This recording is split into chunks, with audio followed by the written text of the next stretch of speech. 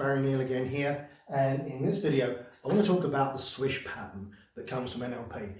Now, a lot of times when I talk to therapists, they say, well, I've heard about this thing called the swish pattern and I don't really understand how it works, or maybe they've tried it and they haven't really got success with it. And then they say to me, well, but you really make a big deal out of this thing. And it's true, I do. This is a really, really cool pattern that if you learn to do it, and you learn to do it correctly, can really transform people's lives. And, you know, they say to me, well, where does the power come into it? And to me, it's really simple. What you're doing with the swish pattern is you are installing a brand new self-image in the person. And when you think about that, what could possibly be bigger than that? That you're installing a brand new self-image in the person. And in that you can install things like new value systems, new beliefs, new capabilities, new motivation. You can install persistence, you can install tenacity and resilience, all sorts of things like that. So you can load up this self-image of yourself with all those things. I don't know if you realize that, but you can literally load up this self-image of yourself with things like new beliefs and motivations and capabilities and tenacity and resolve, all those things into this self-image of yourself. And really what this process is, what this technique really is, and the only real prerequisite you need for it to understand it is it's a cheerleader pattern. And you, as the therapist, have to become the cheerleader. Yeah? So you have to become the cheerleader for the person. Also, it installs a positive motivation strategy, a move towards strategy, which is really, really, really good because it provides ongoing motivation and generative change. So what you're doing, when you think about it, you are showing your client the biggest carrot that they've ever seen in their life. Imagine that, the biggest carrot they've ever seen in their life. I mean, what would it be like if you were to see the biggest carrot in your life? You know, if you were to create a self-image of yourself that was so compelling. You know, I know a lot of you who are watching this, you know, you want to become better therapists. You want to become more skilled, perhaps have more confidence. Maybe there's things you want to do, like write a book or create a course or something like that. What if you were to create this self-image of how you'll be after having made this change? That if you were to install all the new beliefs and attitudes, the motivation, the capabilities and the persistence, the tenacity, the resilience that would enable you to do that, what would you be like as a person if you were able to do that right now? What would you be like if you were able to do that as a person? What would you look like? I don't know if you've ever had a situation. What would it be like if you were walking along down the road and you saw yourself having made these changes? This is the you that's already made this change. And as you look over at this other you, you know this person has really got it going on. They've really got it together. I mean, if you could look over there and you saw this other you and you just looked at them and you thought, yeah, that person has really got it together. You know, I've seen photographs. I've got a friend who's an ex-Olympic skier, and I've seen her in a ski outfit and with the skis and whatever. Not seen her ski, but I just look at her and I know she's a fantastic skier. So what would it be like if you were to see yourself having all these capabilities right now that you would need in order to be the person you'd want to be? If you could see yourself. So what you need to do is to understand that you want to create this really powerful self-image. Now, Richard Bandler used to say, he said, you want to create this new desired self-image, this new desired state, so compelling, so motivating, so attractive, that as you look at it, you start to lick your lips and drawl and say, yeah, that's what I want. Now, when I talk to people about this, to therapists, they say, do you really talk to your clients like that? Yes, I do. And a heck of a lot more. Because you want to be this cheerleader. You want to turn up that volume on that, turn up that brightness, make this image bigger, brighter, whatever you need to do so that they do start licking their lips with excitement. I mean, imagine that. So this is what you need to be doing. So that's the outcome. That's the outcome picture. Now, I know for some of you, you want to learn how to become better therapists. Maybe, as I say, you might want to write a book or maybe put a course on. Maybe you just want to take your career to the next level. You want to get up and do the marketing that you know you need to do. What if you were to right now begin to create that image right now? Begin to think of yourself having made these changes. If you could see yourself over there having made these changes, and as you look at that person, you see that this person has the beliefs, the capabilities, the motivation, the persistence, the tenacity to really do that. If you could do that right now, how would you be as a person? I mean, what would you look like? Now, some people say, well, you know, you really like to pump this up. Yeah, you do. I do. You really need to pump this up. As I say, you need to be the cheerleader. One of the ways I want you to think about it is I want you to think about, just imagine if you were in a room and you were a bug on a carpet. So there you are, minding your own business, you're a bug on a carpet, and you're kind of holding on to little threads of the carpet. And then all of a sudden you hear this noise and you look up and there's a vacuum cleaner just entering the room. Someone is coming in with a vacuum cleaner. And you see this light and you're looking up and you see this light coming towards you. And you're gripping onto the carpet threads thinking, oh my God, oh my God, oh my God. You see this light coming closer and closer and closer. And you hear this noise, this whooshing sound. And all of a sudden you just get sucked up into the outcome. You just get sucked right up into that outcome. That's how you want to be. So that's what you want to be doing. And of course, then once you've done this, you need to be looking for what's the trigger picture. So that's the desired state. Then you want to be looking at what's the trigger picture. So the present state, the problem state.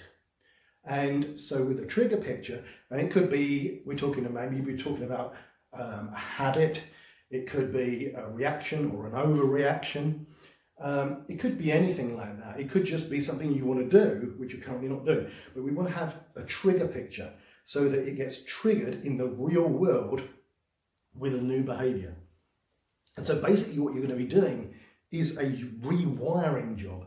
You're literally going to be rewiring the neurology to say, not this, this, not this, this. And we're going to condition that in time and time again. So here's what we want to be looking at. So first, you want to get the trigger picture.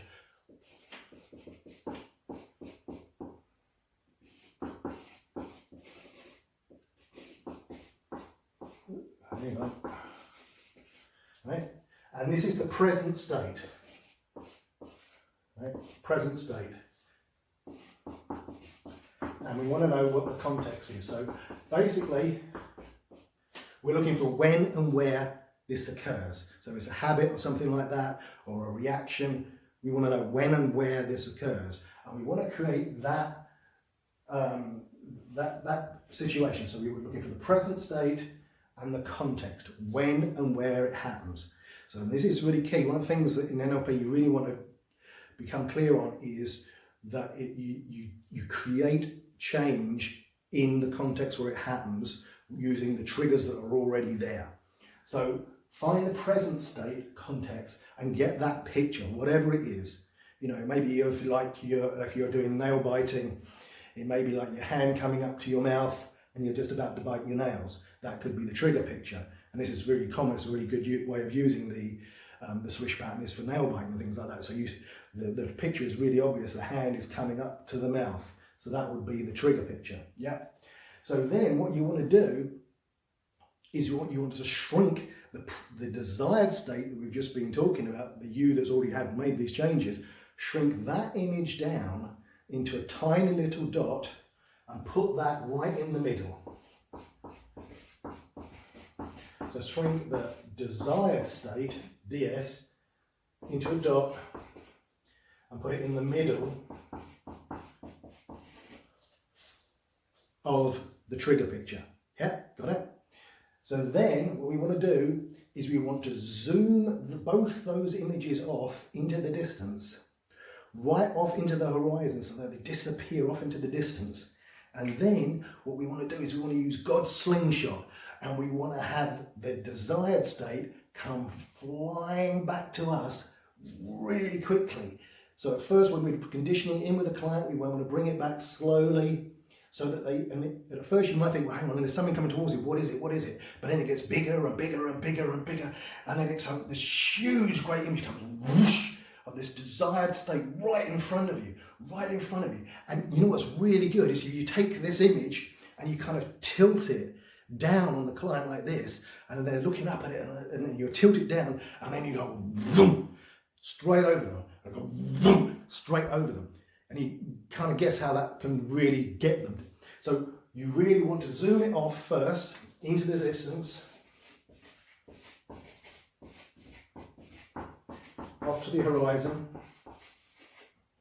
and then once you push it off, and then you have it swoop back. And then you condition it, and you say to the person, okay, look, we've now started to rerun your neurology, and we want to condition it in so that this happens automatically. And at this point, you can start putting in suggestions. You know, the more you do this, the bigger it's going to happen, and blah, blah, blah, blah. So you start throwing in a few suggestions. Don't get flowery. Be straight to the point. This is no time for indirect bullshit. Straight in, do it. So then, once you've done that, and you have the desired state comes straight back, you condition it in. So you zoom it off, straight back. Zoom it off, desired state, straight back. It's important to break the state between times when you do that, because you don't want to chain the two things together. So as you push it off into the distance, when it comes back really big, and you tilt it down and go over the top of them, have them absorb that for a while, and then have them open their eyes and look around or whatever. Then you do it again, and you condition it over and over again, 3, maybe 7 times. Really condition it in. You want to make it automatic. Then you have them think. So when you think now of that trigger picture, what happens now? If you've done your work correctly, they are going to go straight into the state. And if you studied the earlier videos that I was talking about on sensory acuity, you're not going to have to ask them if they feel better, because you should see it on every pore of their body. They should be oozing that positive state. This is a pattern that really is a cheerleader pattern. You don't sit there with your sheet of paper and say, now, can you push that off into the distance? Okay, now have that picture come back really quickly. Is it that yet? No! Be the cheerleader. Really, really be the cheerleader. So now there are a couple of times different variations on the Swish pattern. The two main ones are the one we've just been looking at, which is using distance as the driver. Now, it's always kind of difficult when I'm doing a video like this, because I don't know what prior knowledge you have. But in NLP, there is a thing called Sub Modalities, and then there are things called driver Sub Modalities. Now, the driver Sub Modalities are the key Sub Modalities that make the most profound changes. Now, in visual imagery, there are a couple of ones that are really big.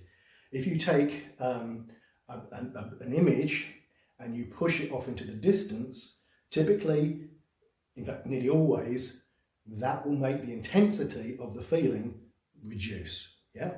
If you bring it back and make it big and in front of you, that will increase it. So distance is a driver.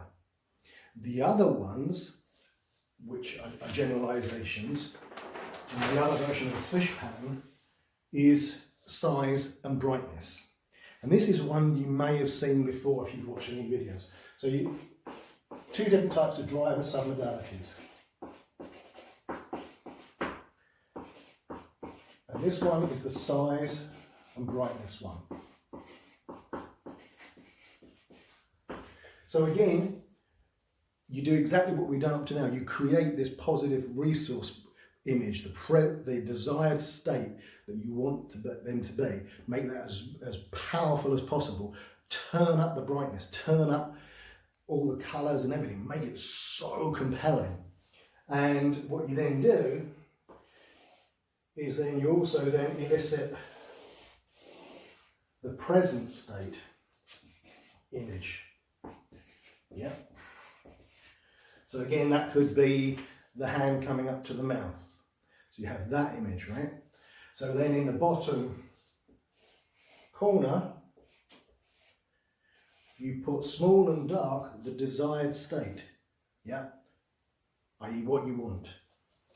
In that, and then what you do is you simultaneously reduce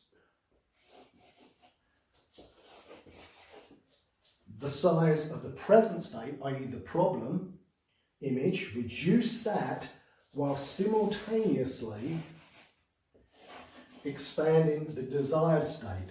And so what it's saying to your brain is it's saying, not this, this, not this, this. And so it's going down, and this one is going up. Yeah? Does that make sense? So hopefully that does make sense, because none of you are nodding that I can see. So that's the two main types of swish pattern. One is by using size and brightness. And again, the brightness part is, this is small and dark at the moment, and it expands big and bright. Yeah. And the present state at the moment is big and bright, and you shrink that down, small and dark. Yeah. Does that make sense? So that's the other variation of the swish pattern. Now, mistakes. Oops, here's a mistake, I've run out of paper. Okay, let's hope this is a white cleaning board and these aren't permanent markers. The mistakes people make with the swish pattern. Big mistake number one is they try and swap one behaviour for another. So for example, if they're working with a smoker, they might have the present state image of them reaching for a pack of cigarettes and the desired state of them reaching for a carrot baton or something like that. No, that's wrong. Do not waste your time trying to swap one behaviour for another. This is a generative pattern.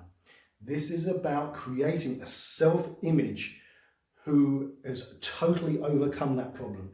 This is the self-image of someone who would never even think of smoking. It's not about swapping behaviours. I hope you get that, because if there is mistakes that people make about the swish pattern, it's that. So it's really, really, really important that you do generative change.